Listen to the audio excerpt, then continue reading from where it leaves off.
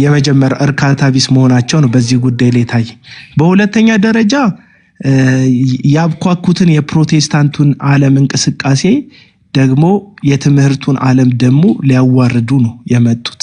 በቃ ሊዋረድ ነው የትምህርቱ ናግባ ጌዲ የትምህርቱም ዓለም በቃ ሊዋረድ ነው። ገባችሁ?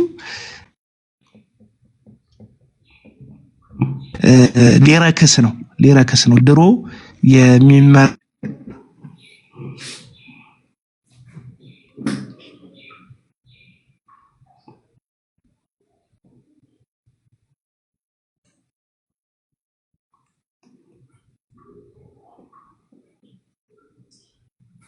የትንፍቄቱን አንጪው ስለሆኑ ኮሌጆቹ በምን መመዘኛ ኮሌጅ እንደሆኑ አይታወቅም። ስለዚህ ሳይማር ያስተማረኝን አባት ያመሰግናለሁ እንደሚባል ድሮ አሁን ደግሞ ሳልማር የተማረ ያደረገኝን ዩኒቨርሲቲ ያመሰግናለሁ መባል ይጀምራል። ምንም ሳላቅ አዋቂ ያደረገኝን፣ ዶክተር ሳልሆን ዶክተር ያደረገኝን፣ ፒኤችዲ ጋር በበሩ ሳላልፍ ፒኤችዲ የሰጠኝን ትምህርት ቤቴን አመሰግናለሁ። በሰው ፊት ጋውን ያለበሰኝን አመሰግናለሁ። እኔ ድሮም የሚገርም ሪዝን ያላቸው ሐሳቦች ቪዲዮ ላይ ሰርቼ ቆቤ ጫኑ ሰዎች ሲሰድቡኝ ዲግሪውን ከየት ነው ያመጣችሁት ብዬ ነው መጠይቃቸው። ምክንያቱም የተናገርኩትን ነገር ለመረዳት እንኳን አቅም የሌላቸው ማገናዘብ የማይችሉ ሰዎች ናቸው። በእርግጥ ትምህርታችን ጥያቄ ውስጥ የሚወድቅ ነው።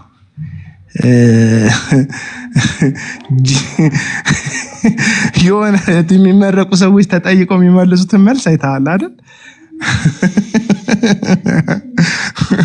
ጋውኑን ወላጆቻቸው ለመረቋቸው ምርቃት ነው ወይ የለበሱት ነው የሚያስብል።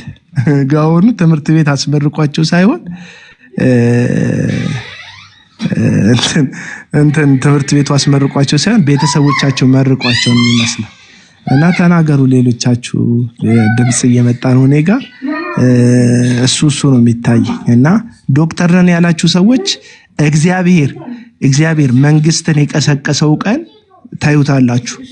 በዶክተርነታችሁ ታፍራላችሁ። እውነቱን ልንገራችሁ፣ እውነቴን ነው። መንግስት ወገቡን ታጥቆ የተነሳ ቀን፣ ልፈትሻችሁ ያላችሁ ቀን፣ ልመረመራችሁ ያላችሁ ቀን፣ የዛ ቀን ከየት እንዳመጣችሁት መናገር ትጀምራላችሁ።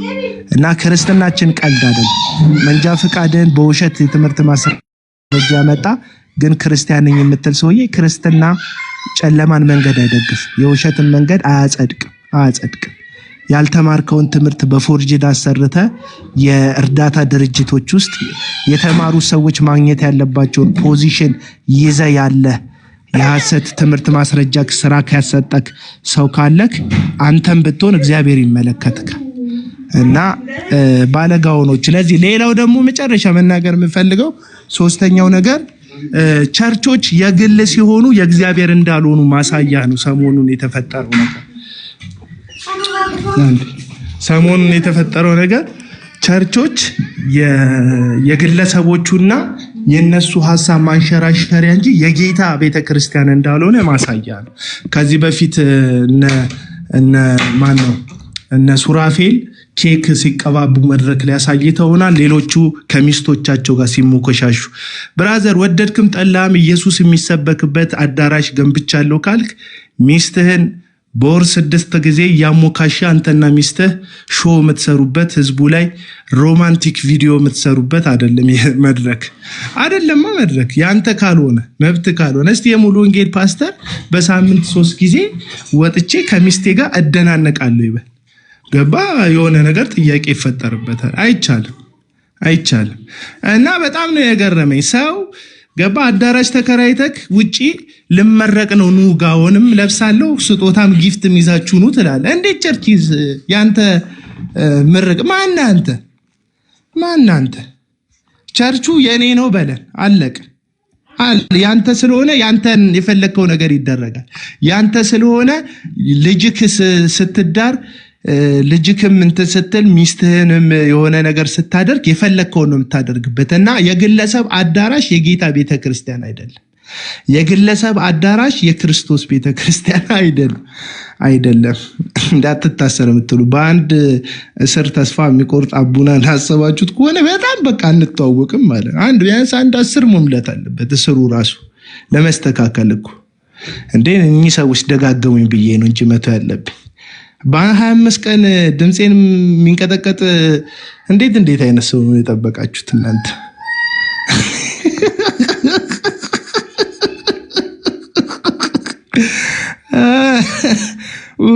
ያለች አረፈች ተረጋጋችን።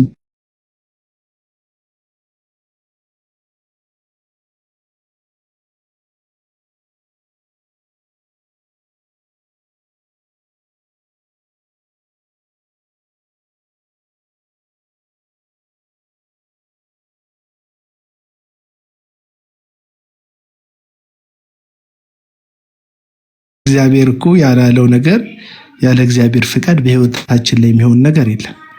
እንደዚህ ምንንቦጃቦጅበት ምንንቀጠቀጥበት ነገር የለም። እውነታችንን ይዘን እንደ ሰንደቅ ዓላማ እየውለበለብን እንቀጥላለን።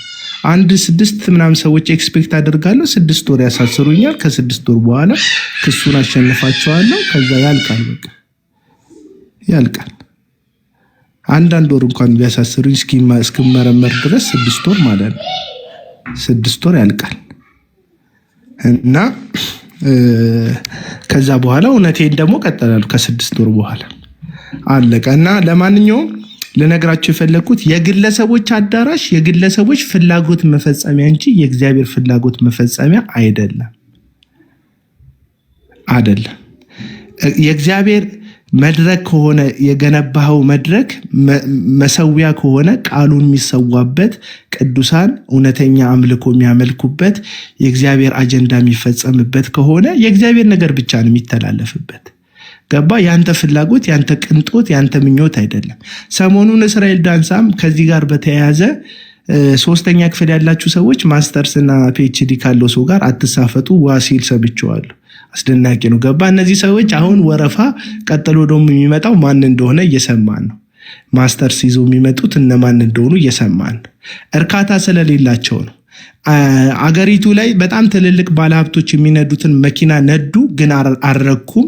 ምክንያቱም እግዚአብሔር በውስጣቸው የለም። በእነዚህ ሰዎች ውስጥ እግዚአብሔር በውስጡ ያለ ድሃ እግዚአብሔር በውስጡ ከሌለ ሀብታም የበለጠ የረካ ነው። ስለሚለብሰው ልብስ ሳይሆን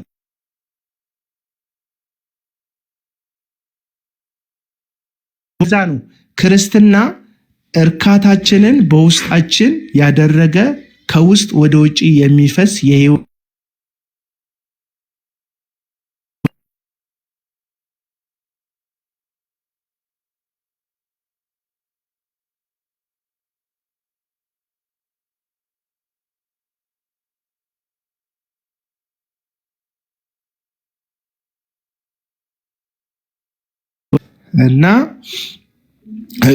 እና እርካታ እንደዛ ነው።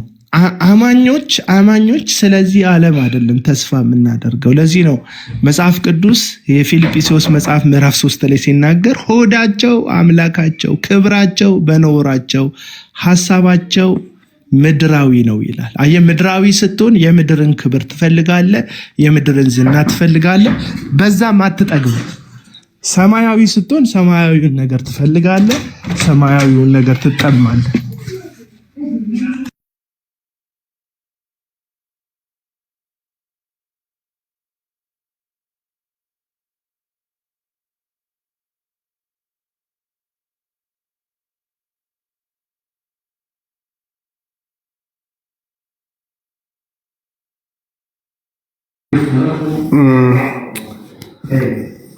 አቤላ ሚዩት አድርጓል።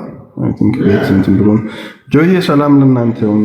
ጆና ጌዲዮን ማይክ መክፈት ትችላለህ። ጆን ጀርቢ ጌዲያችን እንደምታ ማጋ ነው ጨዋታው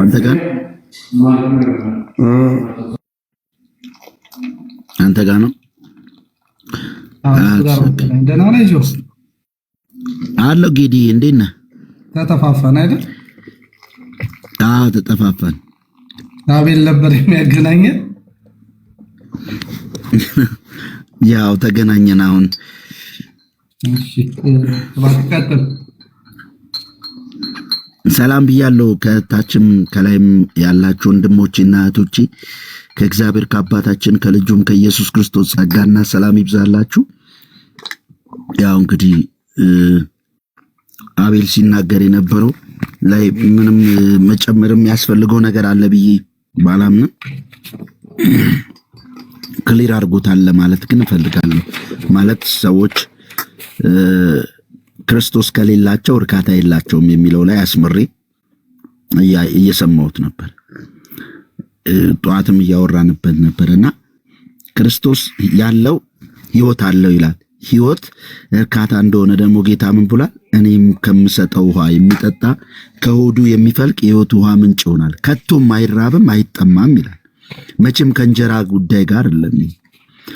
ጌታ ኢየሱስ ክርስቶስ በሕይወቱ ውስጥ የነገሰ ክርስቲያን ዝና አይራብም፣ አንቱታን አይራብም። በዚህ ምድር ላይ ስኬት የሚባሉ ረሃቦች የሉበትም።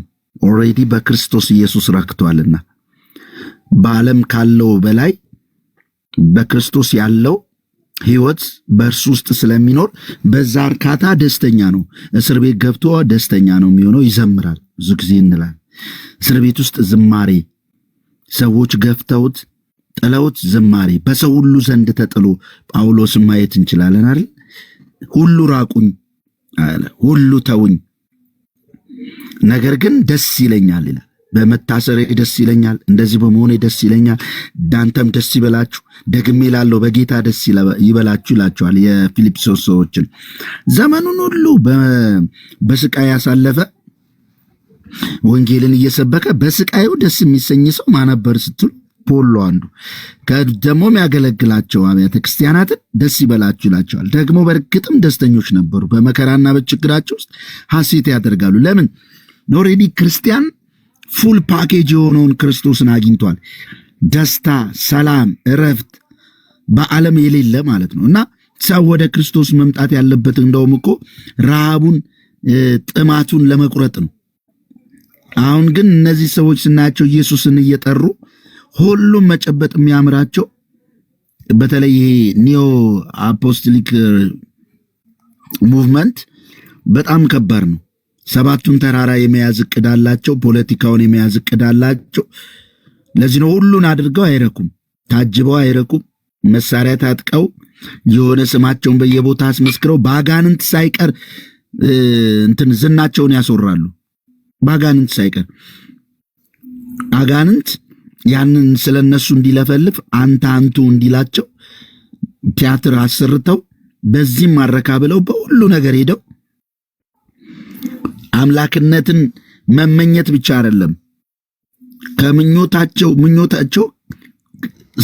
ይሄ ምንድነው ቅጥ አልባ ነው። አምላክ የመሆን ምኞታቸው ራሱ ደግሞ በጣም የሚገርመው እያንዳንዱ ሰው በግሉ ነው ያን መሆን የሚፈልጉ። ብቻውን ብቸኛ የምድር የሰማይ ፈላጭ ቆራጭ አምላክ መሆን ይመኛሉ።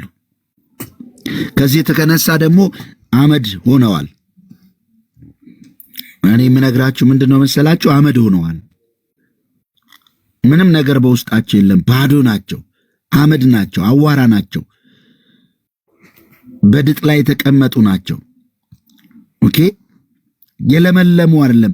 የልብስ አይነት ቀያይረው በሆነ ንግግር በሆነ ጥቅስ እንደለመለሙ እንደተከናወኑ ብዙ ሊያወሩ ቢመክሩም መጽሐፉና እነሱ የሚያወሩት የተለያየ ስለሆነ ደግሞ ያስታውቃሉ። ምንም አይነት ነገር በውስጣቸው የለም። ምንም አይነት ነገር ኢቨን አሁን ይሄ አምላክ የለውም ክርስትናን አያውቅም ክርስቶስ ቢሰበክለት ከምትሉት ይልቅ የተዋረዱ ናቸው። ኦኬ፣ በጣም የሚገርም ምርጥ ስብዕና ያላቸው በየጎዳናው በየመጠጥ ቤቱ በምናምን አሉ። ምርጥ ስብዕና ያላቸው ምርጥ አስተዋዮች፣ ሱስ ያሸነፋቸው የዚህ ዓለም አምላክ ገዢ ያሸንፏቸው ያሉ ግን ሰው የሚሸጡ እነዚህ እኮ የዛችን ያክል እንኳን አልታደሉም። አይምሮአቸውን የተቀሙ ናቸው። አይምሮ የላቸው፣ ማሰብ አይችሉም። አይገርም? በጣም የሚገርመኝ ነገር ማሰብ እንኳን አይችሉም። ማሰብ እኮ መቻል ጥሩ ነው አይደል? በቃ ይሄ ነገር ቢሆን እንደዚህ ይመጣል፣ ይሄ ነገር እንዲህ ይሆናል ምናምን ብለህ ታስባለህ። አትሊስት ማሰቢያ ገመዳቸው ተበጥሷል። መጽሐፍን በግልጽ ነው እውነትን የተቀሙ ይላቸዋል። እውነትን ምን ያሉ የተቀሙ አእምሯቸውንም የጠፋባቸው ይላል። አእምሯቸውም የጠፋባቸው ይላል እንጂ ሰው እንዴት መጽሐፍ ቅዱስ አንብቦ ቢሆን ክርስቶስ ገብቶት ቢሆን ተው ክርስቶስ ሃይማኖት ዝም ብሎ ሃይማኖት አለ አይደለ? ዝም ብሎ ክርስቶስ የሌለበት ዓለም ውስጥ ብዙ አይነቶች ሃይማኖቶች አሉ። ስርዓት፣ ወግ ምናምኖች አሏቸው። አትሊስት ለዛ ነገር የተገዙ ናቸው ሰዎች አይደል? ለዛ ነገር በጣም የተሰጡ ናቸው። እነዚህ እኮ ለምንም በቃ ለራሳቸው እንኳን ስርዓት ለሚሉት ነገር ምን እንደሚያደርጉ ምን እንደሚሉ አያውቁም። ኢቨን ስማቸውን ለመገንባት ፈልገው ስማቸውን ራሳቸው ያጠለሻሉ። ራሳቸውን ማክበር ፈልገው ራሳቸውን ያዋርዳሉ። ለራሳቸው የሆነ ነገር ለማድረግ ፈልገው ራሳቸውን በራሳቸው ጠልፈው ይጥላሉ። በጣም ያስቀኝ ነው። ራሳቸውን በራሳቸው ጠልፈው ይጥላሉ፣ ማንም ሳይነካቸው። አይታችሁ ከሆነ ማንም ሳይነካቸው በቃ ለምንድን ነው ሲባል አእምሮ ስለሌላቸው እና ጌታ ኢየሱስን እንስበካቸው ወይ ካላችሁ አይ ምንም በቃ እነዚህ የተጣሉ ናቸው ይላል መጽሐፍ ቅዱስ።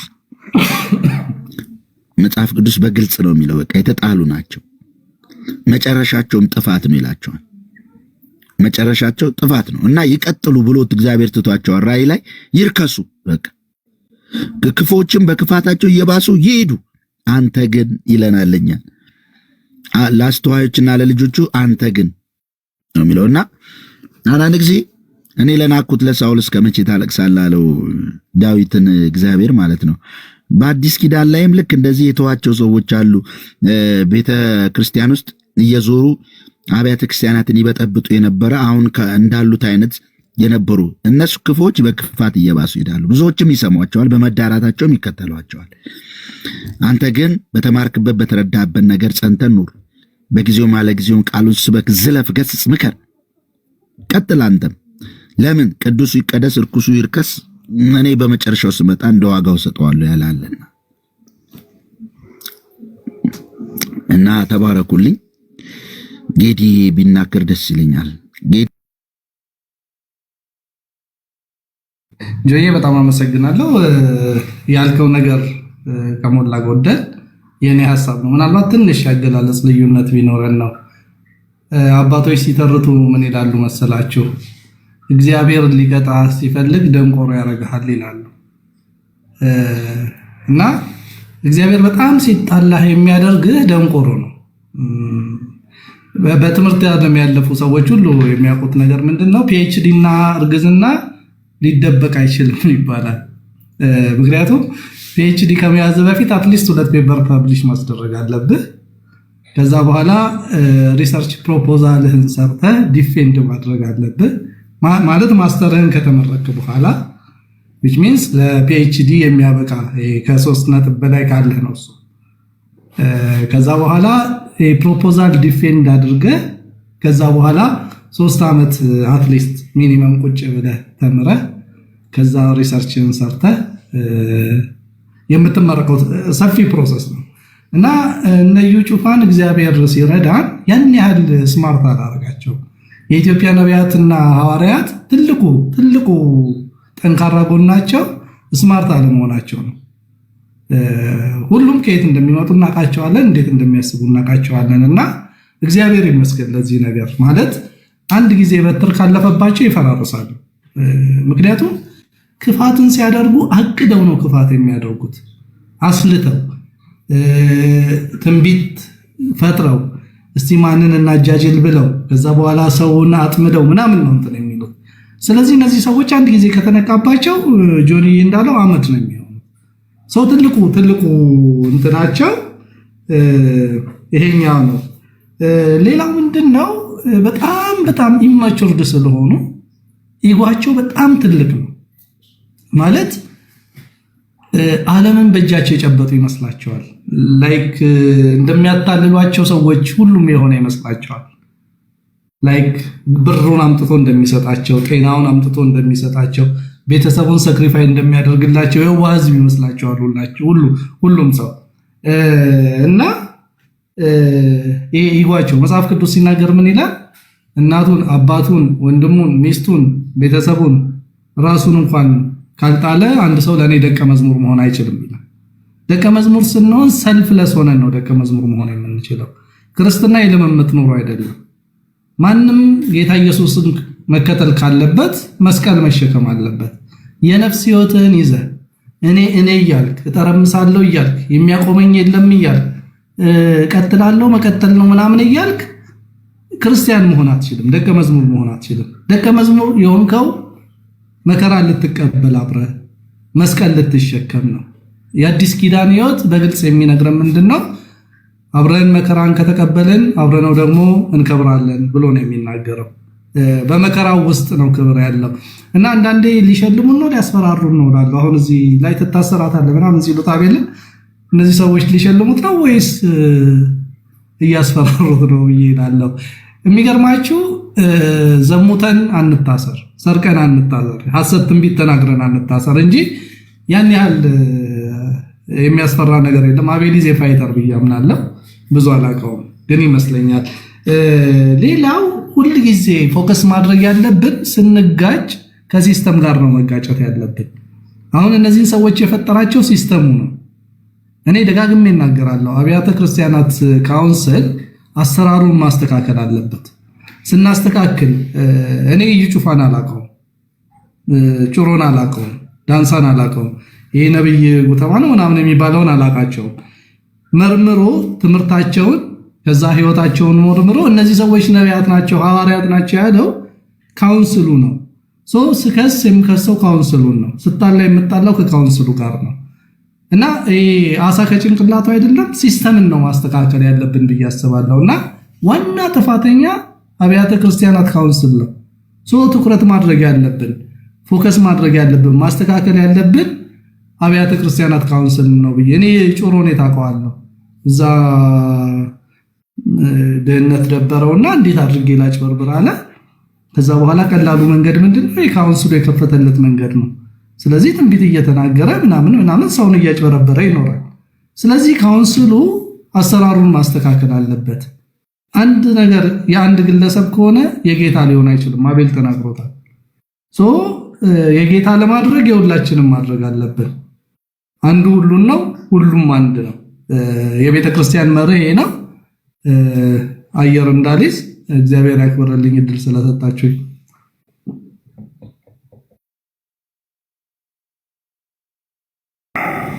ምንም አየር አልያዝክም። በጣም ጥሩ ነገር ነው የተናገርከው። ጌታ ኢየሱስ ይባርክ። ምናልባት የተለየ ባልለው እኔ ግራም ያጋባኝ ሐሳብ መስተካከል ያለበት ካውንስሉ ነው የሚለው ሐሳብ ለራሱ ለኔ ጥያቄ አለው። ማለት ካውንስሉ በራሱ መስተካከል ያለበት ነው መፍረስ ያለበት ነው? ምክንያቱም በመጀመሪያ ደረጃ ካውንስሉ ራሱ እኮ የተቋቋመው በእነዚህ ሰዎች መስራች እኮ ሆነው ካውንስሉን ከመሰረቱት ውስጥ እኮ በህብረት ተደራጅተው ፍቅር ህብረት፣ ቪዥነሪ ህብረት ተብለው እኮ እነዚሁ እኮ ሰዎች ናቸው አንድ የዚህን ካውንስል መስራች ራሱ የሆኑት። ስለዚህ መቀበል አለመቀበል ሳይሆን ኢቭን ካውንስሉንም የመሰረቱት የነገ ደግሞ የካውንስሉ እጩ ደግሞ መሪ ለመሆን የተዘጋጁት እኮ እነዚህ ሰዎች ናቸው። ስለዚህ እኔ ካውንስሉ የሚታደስ ሳይሆን የሚፈርስ ነው መሆን የሚችለው። ለምን ብትለኝ ምናልባት እኔ አሁን የነዚህ ሰዎች ለዶክትሬት ለማስተርስ ምናምን አጭበርብሮ ራሱ መጋጋት ለነገ የዚህ የካውንስል መሪነት ለሚያደርጉት ፍትጊያ መንገድ መጥረጊያ ሊሆን እንደሚችልም ነው ማስበው። እንደ ሪኳየርመንት ነገ ከተቀመጠ ወይም ደግሞ የሆነ ኳሊፊኬሽን ሆኖ ፈልገውት የዛ መንገድ መደላደያ ነው የሚመስለኝ። እኔ በዚህ ከቀጠልን ምንም ምክንያት የለኝም ካውንስል የምትለው ጉዳይ በጩፋ ላለመመራቱ። እነሱ የሚመሩት ነው ሲጀመር። አሁንም የሚዘውሩት እነሱ ናቸው፣ ነገም የሚመሩት እነሱ ናቸው። መልሶ እነሱ ላይ የሚወድቅ ነው። ለዛ እኮ ነው አብያተ ክርስቲያናት ህብረትን አዳክሞ ካውንስል የሚባልን ነገር አጠናክሮ ይዞ መምጣት ያስፈልገው። ከልካይ የሌለባቸው እንደውም ከለላ የሚሰጣቸው ተቋም መሰረቱ። ጥበቃ የሚሰጣቸው ተቋም መሰረቱ። እኔ ራሴ ካውንስል ነኝ ብሎ እኮ ጩፋ ካውንስል ማን ነው? እኔ ነኝ ካውንስል ብሎ በቦልድነስ ተናግሮ እናግዳለን እንዘጋለን ምናምን ብለው አቅም ያጡ ተቋሞች ናቸውና እኔ ካውንስሉን እንደ ጠንካራ አቅም እንዳለው ለጽድቅ እንደቆመ ለእውነት እንደቆመ አድርጎ ቆጥሮ ከነሱ ውስጥ እነዚህ ሐሰተኞችን ለማውጣትና ካውንስሉን ንጹህ ማድረግ መሞከር በጣም እኔ የሚቻል አይመስለኝም። ምክንያቱም ካውንስሉ የተመሰረተው በእነዚህ ሰዎች ነው፣ ሊድም የሚደረገው በእነዚህ ሰዎች ነው። ምናልባት ፊት ለፊት ላይ ታይትል ተሰጥቶ የሚቀመጠውን ወንበር ለማሳካት ሊሆን ይችላል እነዚህ ሰዎች የውሸት ማስተርስ እና የውሸት ፒኤችዲ ውስጥ እየገቡ እየተርመጠመጡ ያሉት ማለት ነው። ስለዚህ እንደዛ ነው ይሰማኝ። ካውንስሉ በጣም አቅም ያለው አቅም እንደሌለው እኮ አይደለም። በዩ ጩፋ ላይ ከዚህ በፊት ፍቃዳቸውን ሰርዘናል፣ አባረናል፣ የኛን አይደሉም ምናምን ያላቸውን ሰዎች መልሰው እንደፈለጉ እየፈነጩበት። ስለዚህ እኔ ካውንስሉን ራሱ የመሰረቱት ያቋቋሙት ከፊት ለፊት ሊድ የሚያደርጉት እነዚህ ሰዎች ናቸው። ምናልባት ለኢትዮጵያ ወንጌላዊ ቤተክርስቲያን ጥቅም ብዬ ማስበው እንደ ድሮ የኢትዮጵያ ወንጌላውያን ቤተክርስቲያናት ህብረት የሚባለው አይ እነዚህ በትምህርት ከኔ ጋር አይመስሉም ብሎ እየለየ እያስወጣ ጤናማ የሆኑትን ደግሞ ይዞ እየሄደ መሄድ መንፈሳዊ ህብረት ያስፈልጋታል። ይሄ ተቋማዊ አደረጃጀቱ በመጀመሪያ ደረጃ ሲደራጅም መንፈሳዊ አደረጃጀት ኖሮት አልነበረም የተደራጀው። የተለያየ መብታቸውን እንዲያስከብሩበት የተሰባሰቡበት ነበር። መልሶ ነው የመንፈሳዊ ዘርፍም ኃላፊ ሆኖ ነገሩን የተቆጣጠረው እንጂ የቀብር ቦታ የቤተክርስቲያን መተኪያ ቦታ ስፍራ መሬት ለማግኘት በመንግስት ፊት ቆሞ የሚሞግት ተቋም ሆኖ ነበር ዓላማው የተሰራው። አሁን የመንፈሳዊ ዘርፉን ዋና ዘዋሪና አንቀሳቃሽ የሆነው ተቋም ራሱ መጀመሪያ እንደ ተቋም መቀጠል ካለበት በተመሰረተበት ወይም በተቋቋመበት አቋም ላይ ልክ ሆኖ ነው መቀጠል ያለበት። በቃ መንፈሳዊ ጉዳዩን ለመንፈሳዊ ሰዎች ትተው ተቋማዊ አደረጃጀት በጋራ ድምጻቸውን ከፍ አድርገው እንዲናገሩ የሚረዳቸውን አይነት የመንግስታዊ መዋቅር የመንግስታዊ አስተዳደር ምናምን ራሱ አብይ የዛን ጊዜ ሰብስቦ ፓርላማ ላይ ሲነግራቸው በነበረበት አይነት ቶን የሚቀጥሉ ከሆነ አሰዩ። መንፈሳዊ ነገሩን ግን ያስወጡት። መንፈሳዊ ነገሩን እኮ ከከተቱት በኋላ እኮ ነው ማን ክራይስት የሚባለው የዩ ጩፋን ቤተክርስቲያን ከሙሉ ወንጌል መለየት ያቃተው። ምክንያቱም ሙሉ ወንጌልንም እንትንንም አንድ ቋት ውስጥ ወጥቶ ስለከተተ ማለት ነው። ለራሱ 6 ፒላር ነው ምናምን ብሎ ላስቀመጠው ለዛ መመሪያው እንኳን የማይገዛ ተቋምን መንፈሳዊ ዘርፍ ውስጥ ይዞ መንቀሳቀስ ማሰብ በራሱ ኪሳራ ነው ለኔ። መንፈሳዊ ነገሩን ይልቀቀው፣ ዞር ይበል። መንፈሳዊ ነገሩ በመንፈሳዊያን ሰዎች ይመራ ይስተዳደር። ምናልባት ተቋማዊ አደረጃጀቱ የሚጠቅም ነገር ካለ በተለይ አሁን አዲስ አበባ ላይ ምንም ችግር ላይኖር ይችላል፣ ግን ክፍለ ሀገሮች ላይ ሰዎች የሚቀበሩበት የመቀበሪያ ስፍራ ሊቸገሩ ሊያጡ እንዲህ አይነት ነገሮች ሊኖሩ ይችላሉ። እንደነሱ አይነት ተቋማዊ አደረጃጀትን ይዞ የፖለቲካውን አጀንዳ የፖለቲካውን ጉዳይ ሊያንቀሳቅስ ይችላል። መንፈሳዊ ዘርፉ ላይ ግን በምንም አይነት ተአምር የካውንስል የሚባለው ጉዳይ አቅም ሊኖረው አይገባም። ምክንያቱም አቅም አለህ ተብሎ መጥቶ በዚህ አጭር ጊዜ ውስጥ እንዴት አድርጎ ነገሩን እንዳበለሻሸው የሚታይ ነው። ስለዚህ እኔ ነገ እንደውም የዚህ ተቋም እጩ መሪዎች ብዬ ማስባቸው እነዚህ ሐሰተኞቹ ናቸው። ጌዲ አንድ ቁጥር እየጻፍክ ነው፣ ሐሳብ ካለ መናገር ትችላለህ። ልክ ነህ። መፍረስ ከመስተካከል አንደኛው ፓርት ነው፣ ግን ካውንስል ያስፈልገናል። ካውንስል ግዴታ ነው። አሁን ካውንስሉን ስናስብ ሁለት ነገሮች ይቆሉታል። አንደኛ የህግ ክፍሉ በጣም ደካማ ነው። ካውንስል የሆነው የዲሲፕሊን እና የህግ ነገሮችን እንትን ለማለት ነው። ይሄ የተቋቋመበት አዋጅ ወይም መመሪያው መሰረት ማለት ነው። የህግ ክፍሉን ማጠናከር መቻል አለበት። ይሄ የህግ ክፍሉ ከተጠናከረና ተጠያቂነት ከመጣ እነዚህ ሰዎች ሁሉ ገለባ ናቸው። አሁን ምንድነው የህግ ክፍሉ ሽባ ስለሆነ ምንም ስራ ስለማይሰራ ምናምን ነው ጠንካራ የሆኑት። ይሄንን ማድረግ ካልቻለ ግን ኔክስት የሚሆነው ምንድነው? ካውንስሉን አፍርሶ አብያተ ክርስቲያናት ህብረትን ወደ ማጠናከር ነው የሚገባው። ስለዚህ አሁን ትኩረታችን መሆን መቻል ያለበት ተቋማዊ ጸብ ነው። በቃ የኛ ጠላት ካውንስል የሚባለው ነገር ነው። ካውንስሉ መስተካከል አለበት። የህግ ክፍሉ መጠናከር አለበት። መንፈሳዊ ክፍሉ መጠናከር አለበት። ፋይናንስ ኦዲት መደረግ አለበት። ትምህርት ኦዲት መደረግ አለበት። ህይወት ኦዲት መደረግ አለበት። ይሄንን ማድረግ የማይችል ካውንስል በፍጹም ካውንስል አይደለም። እንደምናውቀው የወንበዴዎች መሸሸጊያ ነው፣ ከለላ ነው እና ደግሞ የእግዚአብሔር ስምና የእኛንም ተስፋ ማስቆረጫ ነው። እግዚአብሔር እንዲሰደብ ማድረጊያ ነው። ስለዚህ የመጀመሪያው ዓላማችን ምንድነው? ካውንስሉ የህግ ክፍሉን ያጠናክር፣ ተጠያቂነትን ያምጣ። which is impossible ለኔ የሚቻል አይመስለኝም። ከዛ ወደ ሁለተኛው እንትን መሄድ ይቻላል። ያ ምንድነው? አብያተ ክርስቲያናትን ከሞተበት ማንሳትና ወደ ካውንስል ደረጃ ከፍ ማድረግ ብዬ አስባለሁ። ዋናው ፖይንቴ ግን ምን መሰለህ አባት አለም፣ ካውንስሉ ምንድነው? ዋና ጠላታችን ነው። ተቋሙ ዋና ጠላታችን ነው። ስለዚህ እዩ ጩፋ ካውንስሉን ተጠቅሞ ነው የመጣው። ጩሮ ካውንስሉን ተጠቅሞ ነው የመጣው። ስለዚህ ካውንስል መስተካከል አለበት ወይ መፍረስ አለበት የሚል ጽኑ ዓላማ ሐሳብ ነው ያለኝ። ሰው አንድ መስመር ላይ ነን ማለት ነው። ያ ግን ምናልባት ደግመህ እንድታወራበት እንጂ ልቃወምህ አይደለም፣ ከሐሳብ ጋር እስማማለሁ። ግን በመጀመሪያ ደረጃ ካውንስሉ በጣም ያስፈልገናል ብለን እንድናምን በዚህ ደረጃ ራሱ የተገደድነው ለምንድን ነው? ምክንያቱም ካውንስል የሚባል ሐሳብ እኮ አብይ ቤተ መንግስት ሰብስበው ሳይነግራቸው በፊት የኢትዮጵያ ወንጌላዊት ቤተክርስቲያን እንደ ህብረት ኖሯት ለዛውም በጠነከረ መንገድ ሐሰተኞችን አንቀበልም ከኛ ወገን አይደሉም እያለች እያስወጣች ቀጥላ ነበር።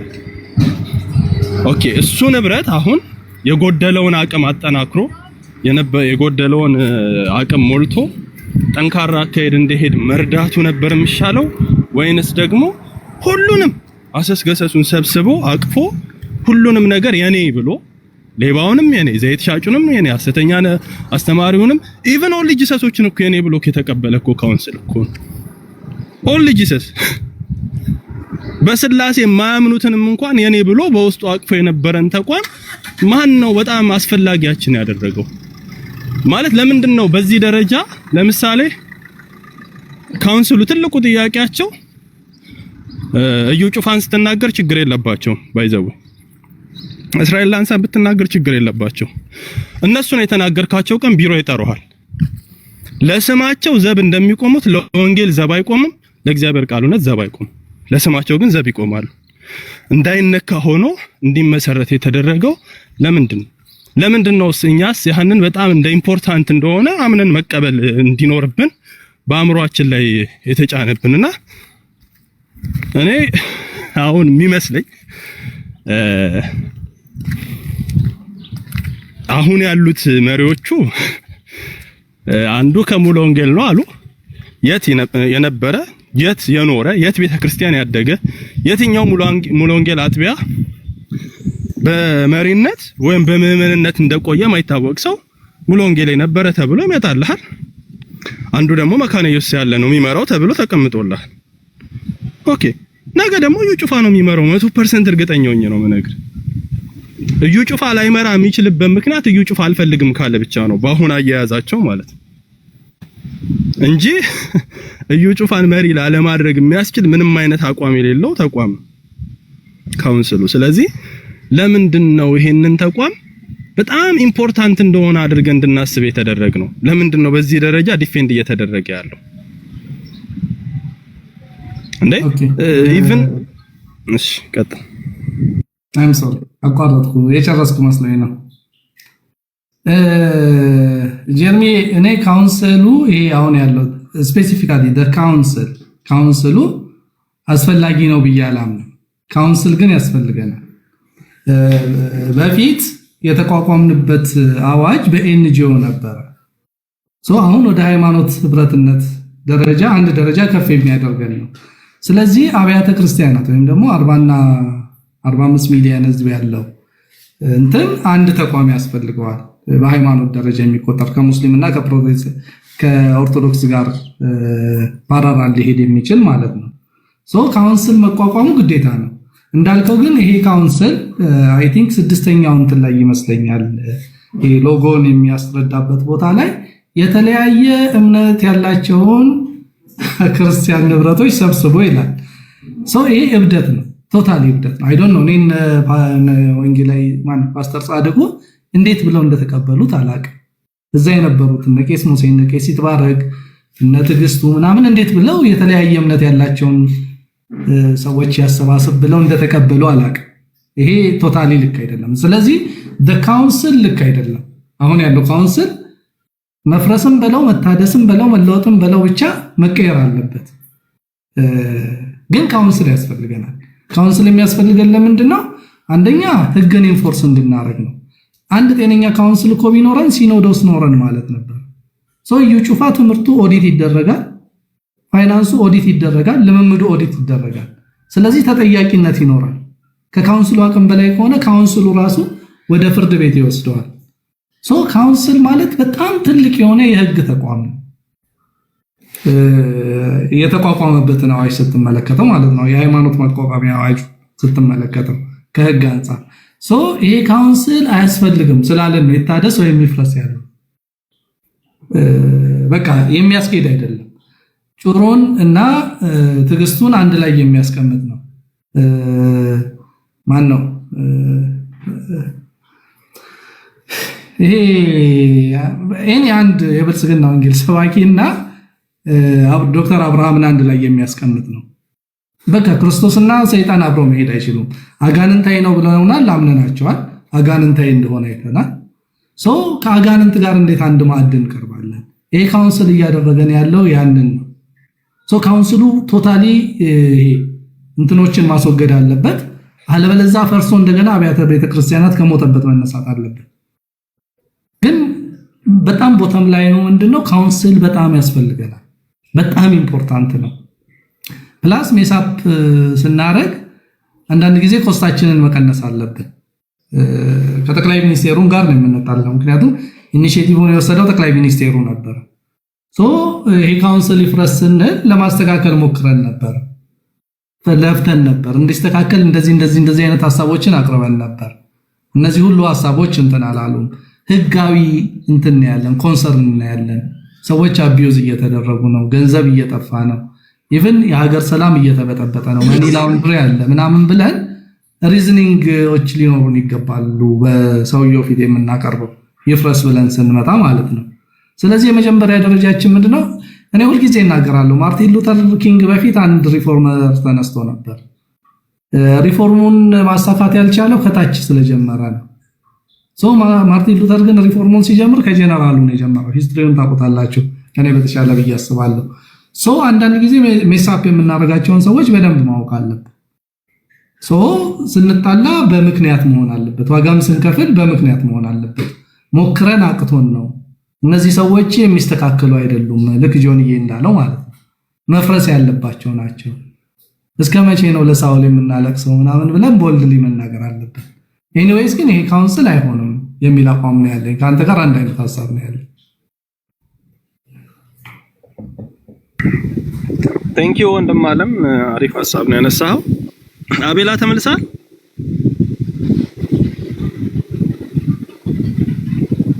ማቲ ሰላም ላንተውን፣ ማይክን ክፈት፣ ሰላም በለን። ሐሳብም ካለህ ይቀጥል። እንዴት ነው ጀርምዬ? ሰላም ናቸው? ይሁዱ ሰላም አለን እግዚአብሔር ይመስገን። ሚዩት ሆነ ነው አለን የምትለኝ ማቲ? ንፋስ አለ እና ድምጽ እንዳይረብሻችሁ ነው 10 ሚኒት ማድረግ። አይ አሪፍ ነው። ሰላም ብያለሁ ጌድዬ፣ ጆዬ፣ አቤል እንኳን አጠገቤ ነው ያለው። ጥሩ ሐሳብ ነው፣ መለስበታለሁ። መጣው የሆነሽ ጉዳይ እሺ እየሰማው።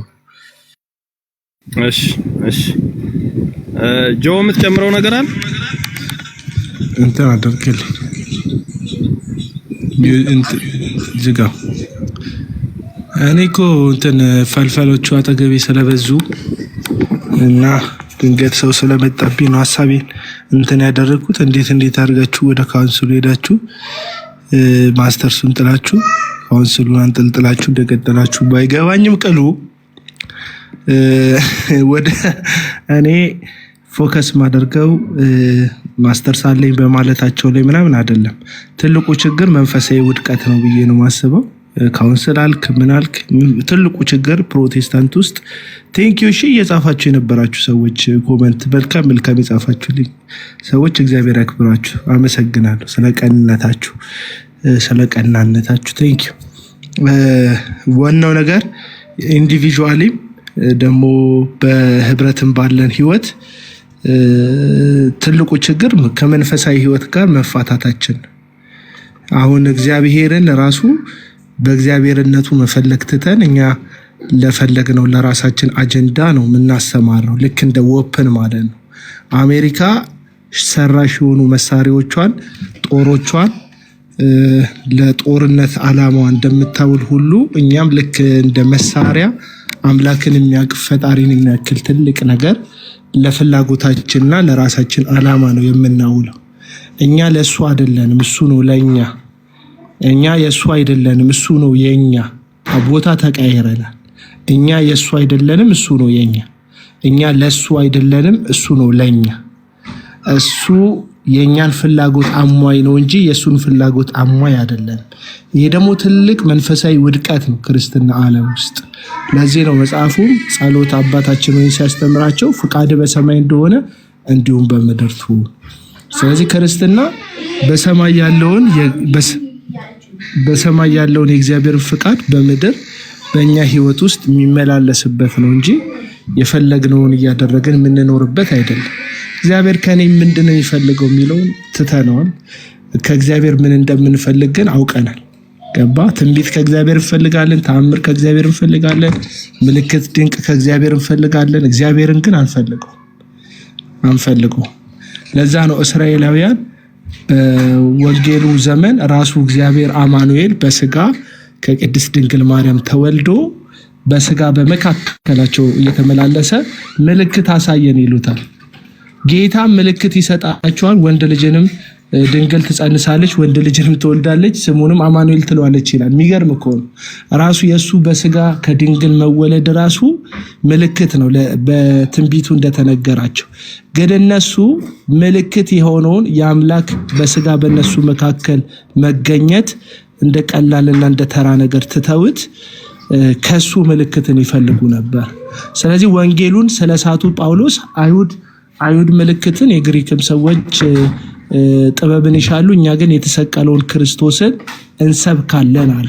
አየህ ምን ሚስ እንዳደረጉ። አይሁድ ምልክትን ነው የሚፈልጉት።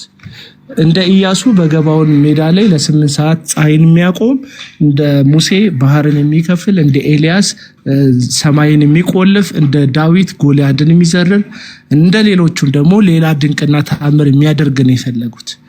እና እነዚህ ምልክትን የሚፈልጉ ኢየሱስ እውነተኛውን ምልክት መመልከት ስላልቻሉ ከክርስቶስ መንገድ እንዴት እንደሳቱ ይናገራል። ሌላው ጥበብን ነው የሚሻው፣ አስደናቂ ንግግሮችን፣ በጣም በቃ የዚህ ዓለም ዕውቀቶችን የሚፈልጉ ሰዎች አሉ። ለዛ ነው አሁን የሰከር ነው። አሁንም አዋቂነትን ለማስመስከር ሳይማሩ ተምረናል፣ ሳይመረቁ ተመርቀናል፣ ሳይዙ ይዘናል የሚሉንም ያረኩ አርኪዎች፣ ያልተፈወሱ ፈዋሾች፣ እግዚአብሔርን የማያውቁ እግዚአብሔርን አሳዋቂዎች የበዙብን ለዚህ ነው የህይወታችን ውስጥ ማለት ነው። ከዚህ ጋር ተያይዞ እውነተኛ ውድቀት በፕሮቴስታንት ማህበረሰብ መካከል መንፈሳዊ ውድቀት ነው ብዬ ነው ማምነው።